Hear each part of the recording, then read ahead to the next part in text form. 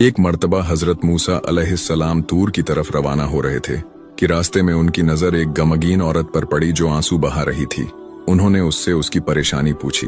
औरत ने कहा, ए अल्लाह के नबी, मेरी कोई औलाद नहीं है। मेरी सबसे बड़ी ख्वाहिश है कि मुझे औलाद नसीब हो। क्या आप अल्लाह से पूछ सकते हैं कि मुझे औलाद मिलेगी या नहीं? हजरत मूसा अलैहिस्सलाम जब तूर पहाड़ पर पहुंचे तो उन्होंने उस औरत की बात अपने रब से कही। जवाब मिला, ए मूसा, उस औरत की तकदीर में औलाद नहीं लिखी गई।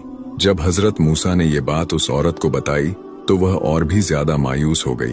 वह खुद को बेसहारा महसूस करने लगी। कुछ वक्त गुजरने के बाद एक दरवेश उस औरत के दरवाजे पर आया और आवाज लगाई, मैं भूखा हूँ, मुझे कुछ खाने को दे दो। औरत बाहर निकली और देखा कि एक फकीर है। फकीर ने कहा, अगर तुम मुझे रोटियां खिलाओगी तो अल्लाह तुम्हें बेटा देगा। औरत ने दिल से उसे खाना खिलाया। वक्त के साथ अल्लाह ताला ने उस औरत को 3 बेटे अता फरमा दिए।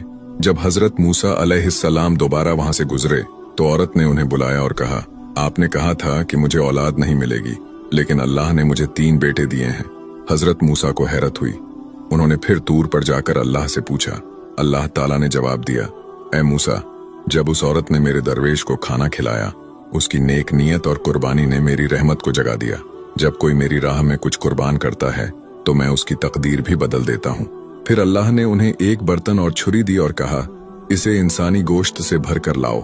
सबने इनकार किया, मगर एक गरीब आदमी राजी हो गया और अपने जिस्म से गोश्त काट कर बर्तन में डाल दिया। अल्लाह ने पूछा, तुमने अपनी चमड़ी क्यों नहीं काटी? क्या तुम इंसान नहीं? हजरत मूसा पर यह बात बहुत भारी गुजरी। उन्होंने सजदा किया और कहा, या रब, मुझे माफ कर दे। अल्लाह ने